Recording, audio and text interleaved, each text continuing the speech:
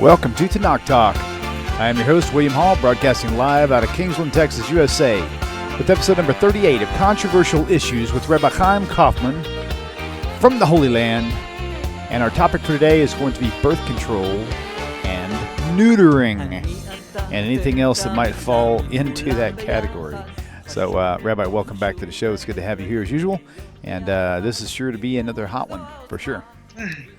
It's good to be here. Good yes, sir. to be yes, sir. somewhat back on a normal schedule after Purim and before that my daughter's wedding and everything in between that. So it's been a little bit hectic, a little bit crazy, but now getting back into the swing of things. So you guys are all in trouble. So we're wired now. So a nice hot topic for tonight, I'm sure. Yep, very good. That is definitely going to be hot for sure. It looks like y'all just have to ignore. Oh, no, it took it. Okay. I flipped on a screen, went back to look at my YouTube title, and it had the title from the last show. So I closed it out and opened it back up, and it's actually right. So I was going to apologize for something that wasn't necessary. So anyway, how was your Purim? I know how your last year's Purim was, believe me. Purim was good because not only was it Purim, but it was one of those 7 festive meals, that every new bride and groom have. So there's also part of that, as well. So there was a difference of opinion between, the bride and the groom, whether the groom was actually going to drink or not. So, oh, really? So a little bit of a mixture. I guess they both won a little bit. So it was, whatever, it was pretty lively since a lot of the boys from the yeshiva came over to, wish Mazel Tov and destroy half the furniture and half the place, but I had nothing to do with that. So it was, people dressed up. It was actually interesting at the wedding. The groom's grandfather lives in Huntsville, Alabama, so they had a bunch of Alabama, NCAA title, football T-shirts. So they had a whole bunch of his grandkids, wearing them as part of the dancing, which was a lot of fun. So I see. Definitely a lot of fun all the way through. And now just trying to come back down to this world a little bit, back into the nitty gritty. Getting down to what we're doing here. So that's it was a lot of fun though. It was family I've known 25 years and they had Purim in Jerusalem, so my daughter and son-in-law went there, and then they all came back. It was on Friday, so they had to come back early, before Shabbos. So they all came back here, to where I live. So we had about 40, 50 people here. So it was, whatever. It was lively. It was definitely, lively and a lot of fun. It's tiring, finish every night, 11:30, 12:30. Normal schedule for me, but for everyone else, it was kind of, that's a lot of people. It was very tiring, but how much can a person eat? Eat some more, drink some more, eat some more. It's I'm still feeling parts of my body I haven't used in about 25 years also. So right, that's funny. So it's also all part of the fun. But it was whatever. It's you plan for 3 months and it's over in 3-4 hours. So. Sure. But it's it's everything you live for, because once right after the ceremony, they go into their private room and take pictures, other things. So when they came out, the band's playing and everyone just going haywire to see the new bride and groom. It was whatever. It was pretty wild. It's pretty it's like what you live for. In a lot of ways. And then my Rebbe showed up about 20 minutes later, and that just blew the roof off of the place. So it was as I saw, actually, I was at a wedding tonight before doing this, and so the same photographer was at the wedding. So he said that he's got a disc of all at least one disc full of pictures, and he said, well, so it's definitely a wild wedding. So I said, good, send me the disc. Let's see how good I looked. It's so it's been a wild week, and now we're getting into Passover mode. So I just lost a good worker, so it means everyone's gonna have to work twice as hard. So it's all. It's all part of the fun. No rest for the weary in my book. That's the way it goes. Right. Absolutely. That's cool. All right. Well, I guess we can go ahead and kick this thing off. Sorry, I started a few minutes late there, folks. I had forgotten to do something. Yawning was in that lineup at some point. Long day. Must be the hat. Long it's gotta day. Be the hat. It's got to be the hat. Sweet. So, okay. So birth control and neutering. There's I know there's been a concept like in Catholicism where they don't do birth control, and I used to laugh at that, and it's like that was years ago, of course, and I just recently found out 2 or 3 years ago, the be fruitful and multiply command was not just given to the humans, and was given to all of creation, and that just kind of like rocked my world and my mind. Not that I have a business of neutering animals, but it kind of like, I'm like, wow, I never would have thought about that, And so that's what we're going to discuss today. So if you want to take it off, and I'll follow you along. Okay, so most people think that when God creates man, right? When God creates man and says, "Be fruitful, multiply," that's where the command to have children is, right? So that's what people think, and so why is that what they think? Because that's the first time it comes up. But that's only, the Talmud says, that's only for the blessing, right? That they should have children, but not the fact of how many children they should have. The actual place is in Genesis chapter 9, verse 1, where God blesses Noah and his kids when they come out after the flood, because they're the only ones that survive. And he tells them that they should be fruitful and multiply, and fill the earth. Now, I'm probably going to get in trouble for saying this, and you guys, I'm sure, are very glad you had a week off from all these crazy things that may come out of my mouth. But when a person gets married, I think we did speak about marriage once before, but just in short, when a person gets married, the whole purpose of marriage is to fulfill that blessing, is to have children. So, all those feminists out there will start, throwing stuff at the screen and say, what, that's the only purpose? My only purpose is to have children. Well, the purpose is to help her husband, reach his potential. But essentially, a person gets married. What's the purpose of marriage? Is to have children. Now, most people may or may not be aware that when, Jews date, they only date for the sake of marriage. Therefore, there's no touching, nothing else, goes on until after marriage. And obviously, if anyone ever watched When Harry Met Sally, you understand that you can just never be friends with the opposite sex, because, things lead to one another. In any case, the purpose of, being married is to have children. Now, for a Jew, the obligation to have children is to have a boy and a girl, right? A person could have, I know someone actually has 8 boys. I know someone actually, 2 people that, 2 twin brothers that had, I think, 10 straight boys between them before they actually had a girl. So the Talmud learns out that for a Jew, procreation means having a boy and a girl. Now, if you had, all girls or all boys, okay, you've had children, you still haven't fulfilled 100%, that obligation, because you didn't have either, one or the other. But, nonetheless, that is the case. Now, there's an issue. What if, let's say, like by the church, God forbid, where there would be no possibility of contraception, person could go mad, right? If a person is what they'll call fertile myrtle, right? And that is that every year or so, or a year and a half, give or take, all things being equal, a woman gets pregnant. You have 4 or 5 kids under the age of 5. That can drive anybody mad, right? So contraception is permissible. I'll get in trouble for this also, but I'm going to clarify. Is permissible under certain circumstances. Certainly, if both, if the mother is healthy. If a woman has a number of children and she can't deal psychologically, it's just too hard, right? Not every rabbi is going to give permission to have, to use contraception, for the sole reason that, there's obligation to have children. Every child, that a person has, certainly is a mitzvah. And if a person, so someone will say, well, what happens if I don't have children? Well, the same thing like any other mitzvah that a person can't do, right? If they can't do it, you can't do it, right? If it's not done, it's not done. You just, you nullify the mitzvah. You just, you can't do it. But what about the fact that a person could have had more children and they didn't want to? In the secular world, nobody has kids. I mean, they have, 1.1, 1.2, at least a couple dogs, and, whatever, whatever the case is, and that's it, and that's why there's a serious problem, where generations don't replenish. Certainly have that in Russia, where they have a major problem now because of a tremendous amount of Muslims. The Russians don't have kids. So who's going to be the majority? Very sure. I'm not saying that's the only reason to have kids. We'll speak about non-Jews in a second. But in general, there's an obligation even for a non-Jew to have kids to populate the world. Because otherwise, if you didn't populate the world, well, guess what?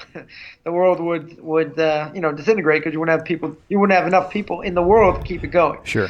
Right. So there are certain, if it's a psychological issue where the woman wouldn't be able to cope, okay, so then you have, there has to be an evaluation, not a psychiatric, evaluation, but, they have to ask the question whether it's permissible or not. I mean, she's going out of her mind, or let's say there's an illness. Let's say if it's dangerous for a woman to get pregnant, that would also be permissible. Certainly for a Jew, because, if it's dangerous, I'm not going to say, well, the Torah says you have to have as many kids as possible, right. And therefore, even if you're sick and die, you still have to have kids. Like that doesn't make any sense, right? So if it's a danger, if, let's say a woman had,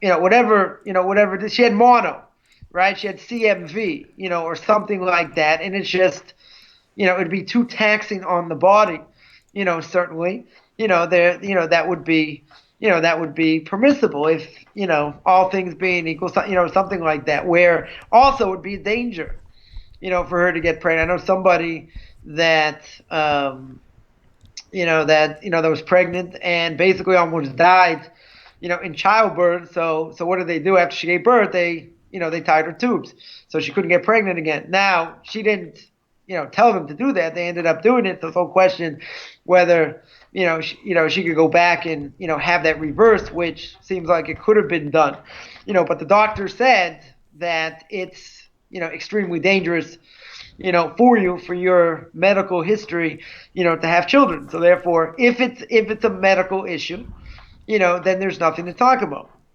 If it's a psychological issue, it depends.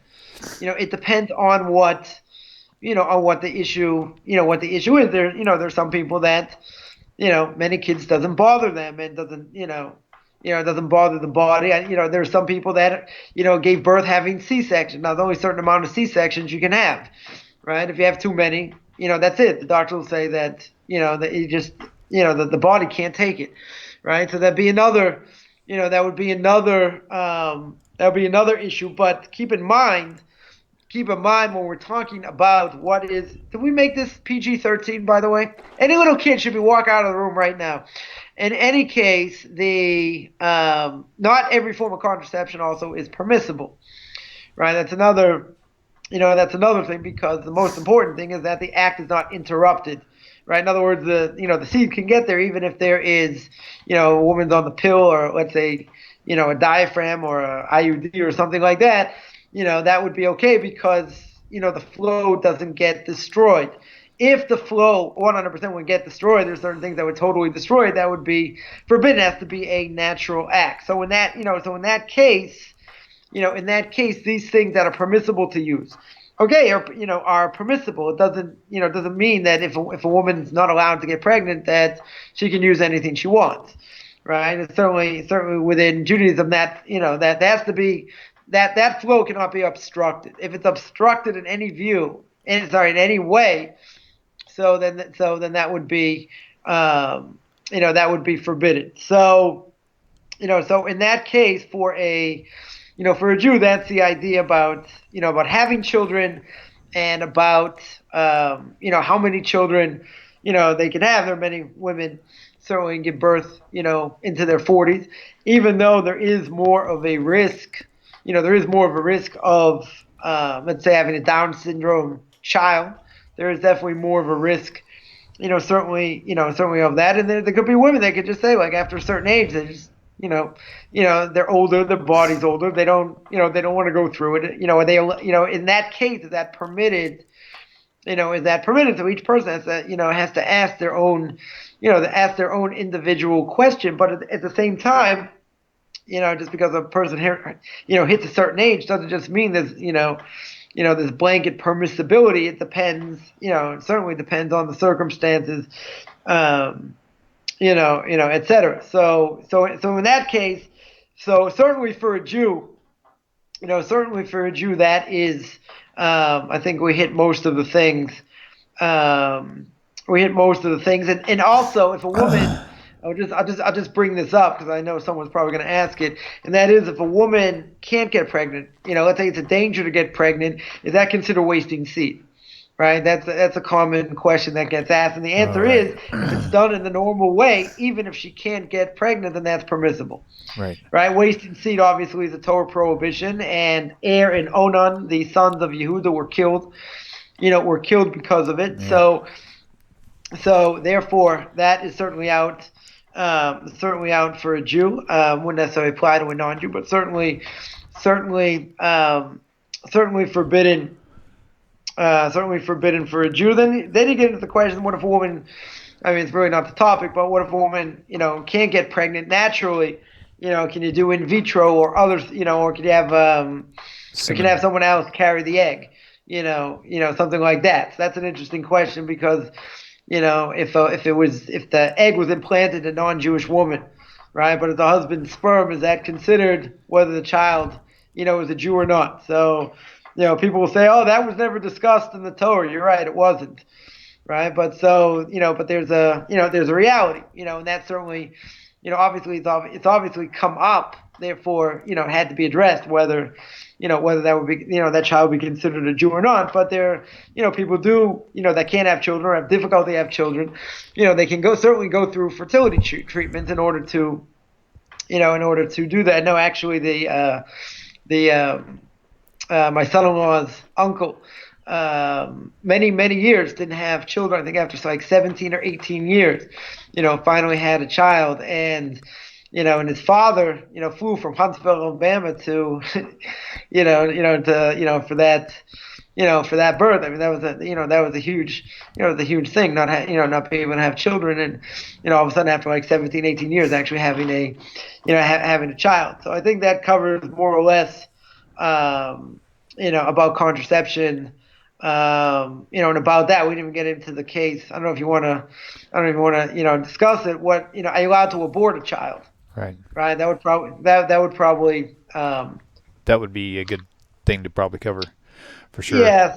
So in general, the Talmud says up till 40 days, that entity is nothing. It's considered like water. It's not considered a living entity. After 40 days, after 40 days, then it would be forbidden. It would be forbidden to kill the child unless it's considered a what's it called? It's considered a danger to the mother. Gotcha. Right? Just the opposite of what the Christians say. And I actually had this discussion with somebody many years ago. Someone asked me, why is it that, if a woman is having difficulty in childbirth, it's either save the mother or save the child. We hold to save the child, and you hold save the mother. Right? So we don't go on future potential. Judaism's all about potential right now. Right? Now this woman, you save her life, she has that, she has that continued potential. The child, you don't know the child's going to live, die, or, what's going to be. You know what you have right now. Right? So therefore, what happens later, right? Later on, if the child's endangered, it's after 2 months, 3 months, 5 months, the child endangers the mother, then there's an obligation. Again, endangering means the mother's going to die, right? It's pretty clear that, right. That the child is basically killing the mother. So if that's clear, you're allowed to kill the child. Now, it could be that, the mother may decide not to do that. And the mother may say, I want to carry the child as well. There was a, there was a case of what to do. A woman had cancer. And they said, if you continue, with this child, you're going to die, and the child's also going to die. And, she refused, she wanted to give birth to this child. And what happened is she ended up giving birth, but she herself, died in the process. But in general, after 40 days, you kill that child. However it's done really doesn't matter. That child, according to Judaism, is a living entity, and it's certainly forbidden for a non-Jew. For a non-Jew to kill that child, it's also forbidden. It's Torah prohibition. One of the Noahide laws under murder. Now you might say, well, according to them, that child's not an entity. The child is, it's inside the mother. So even after 3 months, 4 months, 6 months, that child's not a living entity, right? So, for the non-Jews, they may look at it and say, well, it's not a problem, right? Why in the world should it be a problem? It hasn't come out. Once it hasn't come out, it's not an entity. It's not a living entity. It doesn't matter. It has a heartbeat. It's got a head. It's got, arms and legs or whatever. Whatever. It doesn't matter. That's gonna be called, that's gonna be called murder. Certainly for a Jew, it's nothing to talk about. But by a non-Jew, it's actually a little bit of a novelty why that should be. But non-Jew does it still straight away. Even if it's less than 40 days, if I'm not mistaken, I think it's still considered for them. Even for us, even though it might not be considered a living entity, it could be it's forbidden, certainly forbidden for a non-Jew, as well. But that is pretty, pretty serious. So, it's not about what a woman has to decide about her own body or not, right? We don't have the right to get, to take life. Right, there are three people involved in giving life. Right, you have a woman, a man, and you have you have God Himself that puts the soul, in. At the same time, the only person who takes life, is God Himself, and He's got His messenger's angel of death to do it in any way, shape, or form. So therefore, anyone who takes a life, that's called murder, and it doesn't matter. It doesn't matter whether it's a living entity, it's not a living entity. I mean, there's a whole question. What if that person, just throw this out there, what if that person is terminal? In 6 months to a year or more, this person's going to die, right? He's got a terminal disease. You pull the plug, you kill them. They're going to die anyway, right? So certainly for a Jew, technically speaking, if you kill them, right? If you kill them, now this isn't mercy killing. We're not saying that it's permissible. But technically speaking, you kill the dead person. Person's already going to die. Clear they're going to die, right? But if you hasten their death in any way, that's murder. So I know of a case where someone had a pacemaker and the person was going to die anyway and they were suffering. What did the kids decide? They decided to cut off the pacemaker. And what happens when you cut off the pacemaker? They die, right? Yeah. So as the doctor told me, if they didn't cut off the pacemaker, it would have died in 6 hours. The fact that they cut off the pacemaker died in 2. So that's clear. That's murder because you're hastening the death. To say, well, we don't want this person to suffer anymore. Well, you just shot him in the head. We don't care which way it's done. That's definitely 100%. That's considered murder. So, we'll knock that case out also. So there are a lot of different gradations. Of what, a lot of different cases, of what murder may be, and most likely, most people would never have thought of them. They'll say murder's murder, right? But again, if you say that, you kill a child inside, the child's not a living entity, so why is that murder, right? Why does it have to be at a certain stage? It shouldn't matter. The child's not a living entity, right? But that's a total prohibition of murder, even for a non-Jew. Right. So therefore, there's a lot more, than what we see. Then we say, oh, it's just don't murder. Well, there are a lot of different factors that go on into what murder, what murder is. A person has a hole in their head. You murder, you kill them. They're going to die anyway. Right. Why should I say that's under the same category? But we do, in certain cases you may be exempt. I'm not saying it's a good thing to do, but you just may not be liable 100% for murder because you ended up doing it to someone that's already, it's already considered, we know they're going to die. It's not theoretical. We know it's either going to be 6 months, 7 months, could be 2 months.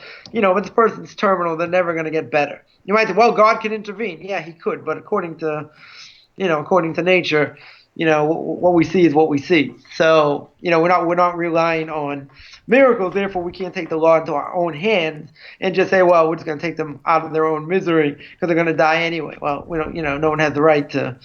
No one has the right to take life except God Himself. So that's why. That's why it's such a serious thing. Even though people make the mistake and say, well, we're helping the person, because they're suffering anyway. We're just helping them along the way. Well. That could be there was a story, I think I told this before, but it's still a good story that, the family decided to pull the plug on a parent or whoever it was. And, doctor pulls the plug, the patient dies. And the patient comes to the parent, to the doctor, in a dream and says, "You murdered me. You're a murderer. I was waiting there. I only had a few more days. I could have gone straight into paradise, into the Garden of Eden, and you murdered me, and now I'm suffering. It's all your fault." And after having a few of these dreams, this doctor actually became an Orthodox Jew through it. But, you see someone lying on a respirator, you have no idea. You have no idea. This could be this person's Olam Haba. This could be their next words. Say, now this person's suffering too much. We're going to yank the plug and that's it. So we're doing them a favor. And in the end, the person's like yelling and screaming, like, don't do this. And, that's, kind of what happens. Right. Gotcha. Right on. So going on to the whole neutering aspect as far as animals go, what's this? All right. Actually, one other thing. Actually, I'll mention. Just I sort of got carried away there, and that is by non-Jews. Non-Jews also have an obligation to have children. In general, there's an obligation to have children in order to populate the world. For them, there's no problem with contraception. For them, there's no problem. They want to wait 5 years, 10 years in between. They have absolutely no issue. Their only obligation is, they should have children. So I just wanted to mention that as well. So for, since animals got the blessing, as well to be fruitful and multiply. So there's also an obligation for their species to continue, right? So if we would neuter, all animals, then there would be no continuation, right? Obviously, if God doesn't need that species around, so fine, he'll let them die out. But in general, we're not allowed to do anything, we're not allowed to do anything to help that, so to speak. So I remember being many years ago, I was by someone's house, and anyway, their dog came out, started like jumping all over me, and I'm like, why don't you take care of this? He said, I would, but it's forbidden. Huh. It's totally, right. It's totally forbidden. If they have an obligation, I mean, there's a general obligation. I mean, there's a general blessing. Let's say better. There's a general blessing that God gave to animals: be fruitful and multiply. Right? That's a general blessing. Now you come along and say, okay, I'm going to stop that. Right? I'm gonna neuter them. You're taking away the blessing that God gave. Now, in general, when it comes to animals, we're allowed to use them, to whatever, for whatever we want, as long as we don't abuse them. When it comes to sacrifices, we'll mention a little bit, but in this case, you're not allowed.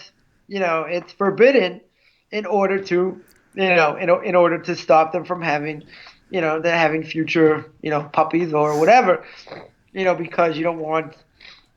You don't want the responsibility or whatever, whatever the reason is. So therefore, when the blessing is given, be fruitful and multiply, it does not give anyone in any way, shape, or form the ability to stop that. Why should, animals, all things being equal, even though they're programmed DNA, they're programmed, what are they programmed to do? Whatever they're supposed to do, but they're programmed to continue their species. So you're going to say, well, we're not going to, not everyone's going to neuter their animal. So that may be true. So maybe you say the species will continue anyway. Well, it doesn't matter.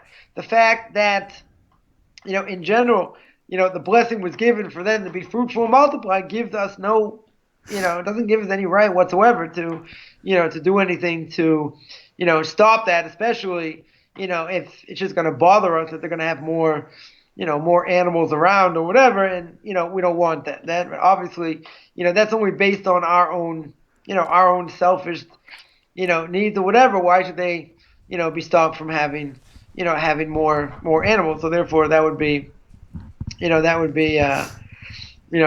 be certainly be forbidden, for that. And just on that topic, you take it, one step further.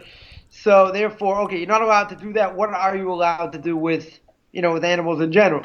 So, so again, we're allowed to use them certainly for scientific experimentation. All these PETA activists will start blowing up, sending you nasty emails because they don't know mine, haha. So they'll start sending you all these nasty things saying, it's not fair. And what are you using animals for? We have a right to use them. God gave us the ability to use them, right? We have an ability to use them for, for whatever we want, as long as we don't abuse them, right? We're not allowed to abuse them. You're going to say, so all those Hasidic men who wear those fur hats, isn't that abusing animals?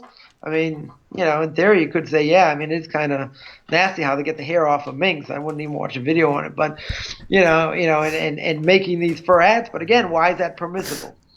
It's permissible because we're allowed to use them for their, for their fur, for whatever, as long as we don't abuse them. So that's why there will be many Orthodox Jews that won't eat veal, won't, even if it's kosher, because because the way the animals are, kept up, they're sort of like, put in boxes. They can't move around too much, makes the meat much more tender. So, it's a total prohibition of what we call tsar balei chaim. You're causing the animal to suffer. Right? We're not allowed to cause the animal to suffer. Now, the anti-Semites will say that's exactly what you're doing when you ritually slaughter, animals. And anyone's ever seen a ritual slaughter, the knife goes straight into the trachea and the windpipe, kill the animal instantaneously. Right. There's no suffering. So it's done. It's done in one split second. The animal doesn't feel anything. In any case, we're allowed to eat animals, right? The animals that are permissible. So there are permissible ways to ritually slaughter. So you can say, oh, that's against this and against that. We're allowed to eat animals. That's not an issue. We're not abusing them, in any way. So therefore, using them for scientific experimentation to find cures for disease, not just any scientific experimentation, but to actually find cures for things, that you're allowed to do. You say, oh, what did that animal do to deserve that? The answer is nothing. But we're allowed to use them for our own, for our own purpose, to eat them, or whatever the case is, as long as we don't abuse them. Which brings up the case we spoke about before. Is about hunting. Jews are not allowed to hunt animals because it's an act of cruelty. Any act of cruelty done to an animal is forbidden, right? So therefore, you send out dogs or whatever, chasing these animals. You're putting the fear of God in them, etc. That's forbidden because Right. you're causing unwanted fear, regardless of whether you want this deer head, like, stuffed on your mantelpiece and he's just staring at you, whatever. That it doesn't matter why you want to do it. It doesn't bring out good character traits. And the fact that it doesn't bring out good character traits, that's why it is, across the board, it's going to be forbidden, because you're causing them undue pain. Even if it's fun for you, it doesn't matter. You're causing the animal undue pain, and therefore you're going to cause them undue pain. That's what makes it, that's what makes it forbidden. And regardless of what your intention is, you could have the highest intention in the world. It doesn't matter. You're scaring the wits out of these animals and putting them in situations they should never be in. Even if they're used for our own purpose, hunting's not one of them. It's the way the commentaries bring it down. The later commentaries bring it down. They say that it's what the kings did and the dukes did and all that. They said they say it's like it's such an unbelievable act of cruelty, that's done to animals that should never be done. So, I think that takes care of I think that takes care of animals. As well. I mean, again, a person may ask why, why should that be? Why should, God wants the species to exist. That's why he saved all the animals came to the ark, kosher and non-kosher, so those species would continue.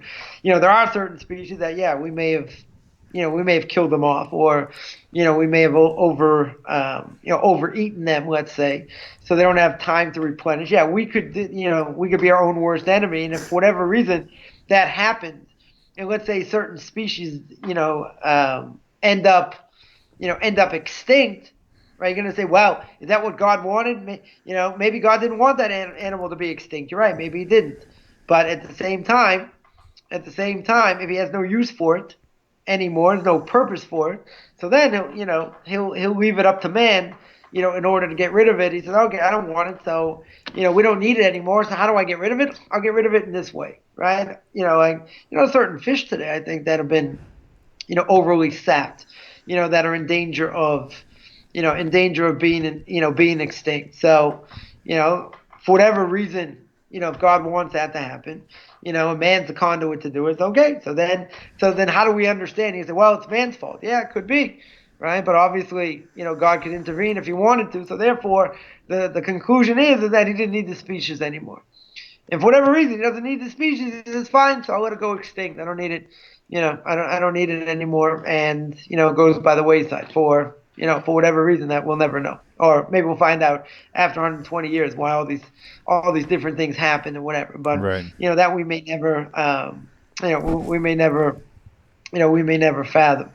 It's interesting also just just as a side point. We spoke about this also just as a side point that a person has a child, obviously, for whatever reason, that child's supposed to be in the world. Now, that child could suffer, could go through all kinds of things, and it gets into the whole discussion about reincarnation and souls being brought back, and all that to different, put in different bodies. But someone's in this world. They have to be given a full chance, in order to survive, in order to live. No one's allowed just to cut them down.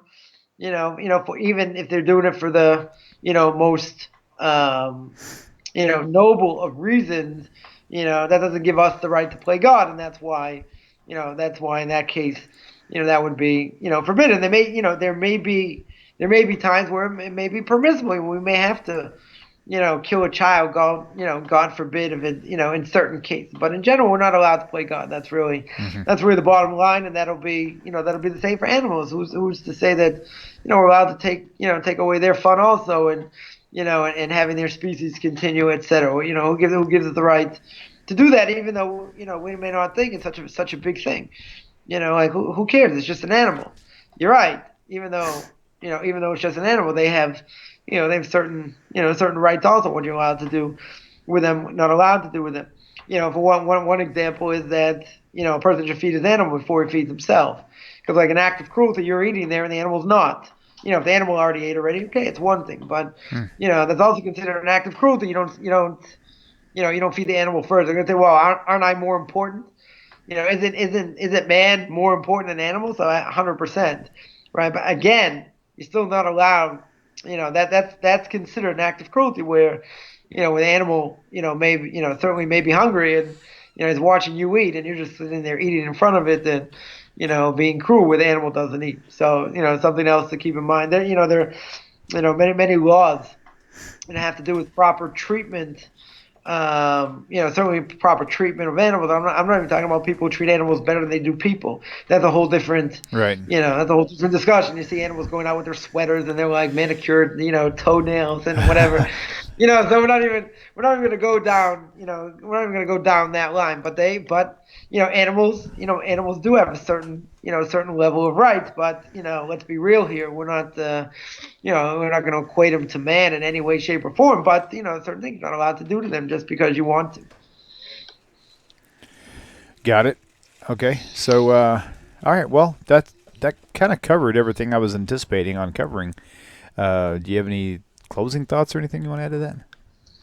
I think people make a big mistake, and think that, it gets to the whole thing where, many people, outside, most, Orthodox Jews have pets, and, they treat, I grew up with a dog also. So, people treat, animals like their family. Again, I'm not saying animals should be abused. Certainly don't want to be, misquoted, but, why do people have animals more than they would have kids? And I actually had someone tell me this, someone who's a vet, would say, wow, I had one child. I can't imagine, that you have, I had 5 or 6, whatever at the time, and said, I like my animals better than I do kids. So I only had one kid. So I'm like, okay, so you like animals better than people. Why do people like animals? Why do people like, true stories are always better than fiction. You can't make this stuff up. So why do people like animals better? Because they don't talk back. And they'll do anything, more or less, as long as you train them, so to speak. And they're furry and they're nice and, and they're companions, but people go, well beyond, well beyond, what it is. And it's like, it's like this animal is like part of the family. So again, in other Orthodox communities, you won't see animals. One reason, because a lot of the animals aren't kosher, right? Obviously dog, cat, these aren't kosher animals. So having them in your house, not necessarily such a, not such a good thing. But again, what's the purpose of having them, right? For most people, they'll say it's, it's companionship. So fine. I think it's a sad commentary we're holding today that, Sure. a person would rather have an animal than a human as as a companion, or as part of the whole, family structure. Again, people may throw things at the screen for saying that, but there's a tremendous reality out there. And when I was in South America, I was in Chile. On our street, and I don't think it was any different than most other places. Most people didn't have kids; they had dogs. Wow. Right, and I think the house next to me had Cujo. I mean, this dog got up at like 3 in the morning and was like, barking and who knows what, and it was just like most obnoxious dog, one of the most obnoxious dogs I ever came in contact with. But they don't have any kids. Mm-hmm. Right, the whole country has like almost a negative birth rate. Right, everybody has a dog, or at least some dogs, cat, whatever. It's like Mutual of Omaha's Wild Kingdom going on, and nobody has kids. Wow. Who want? Why do people have kids in general? They have kids because they want to have continuity. They want to have something for the next generation. Someone's going to continue after them. So you ask the $1,000,000 question. Say, what's your greatest pleasure? So people say, my greatest pleasure is my kids. Mm-hmm. They say, what's the greatest difficulty you have in your world? In your life. You think about it, say, oh, my kids. So they say, okay, let's get back to pleasure. Right, so your single greatest pleasure in this world, is your kids and and having children, and having these kids around. Say, how many kids do you have? They say 2. Say, wow, too much pleasure. Uh-huh. People have 3 kids or 4 kids. People say, wow, that's like, that's like such a crazy thing. But why? People want to have continuity. They just they don't want. Most people don't want their, they don't want their lives compromised. They want to be able to go out to do things. Oh, having kids around is not, to find babysitters and this, and it's not the same. And, yeah, right. So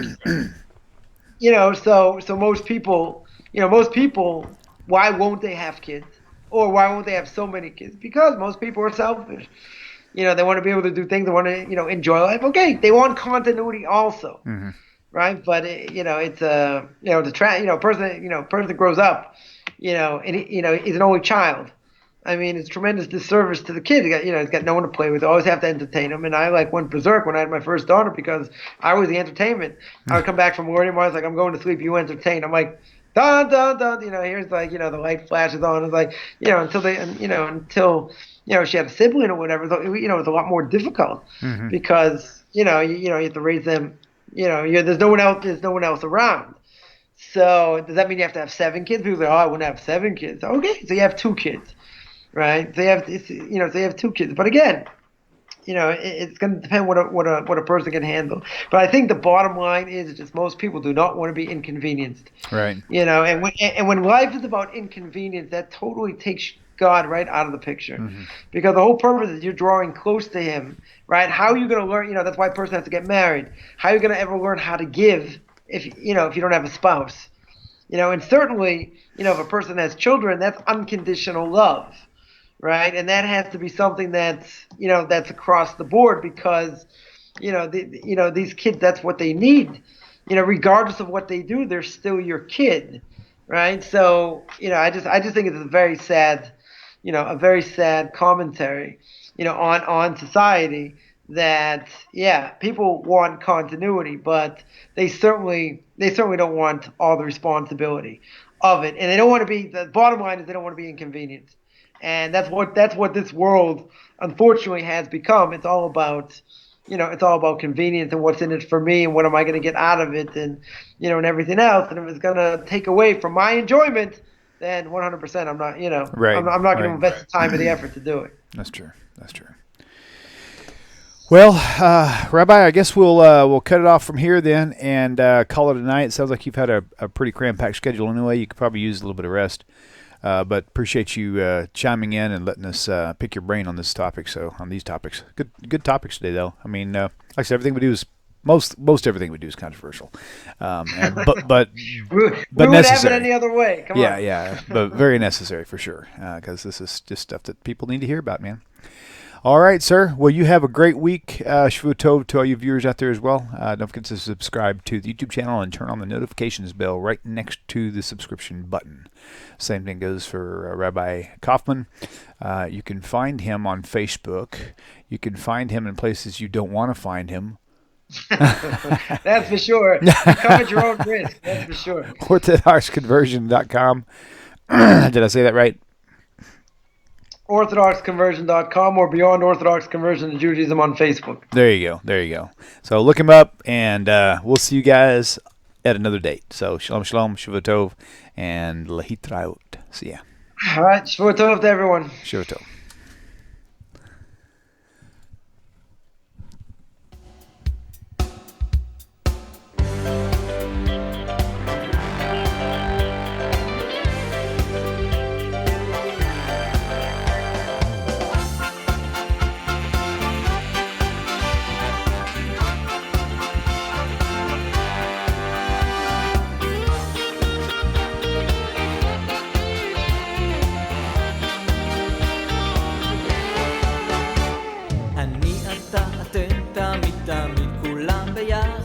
חשוב מכל חשוב והכרחי להיות ביחד. איפוק זו העוצמה, ויתור זו הגדולה, השאיפה והכמיהה. אני אתה אתם תמיד תמיד כולם ביחד. חשוב מכל חשוב והכרחי להיות ביחד. איפוק זו העוצמה, ויתור זו הגדולה, השאיפה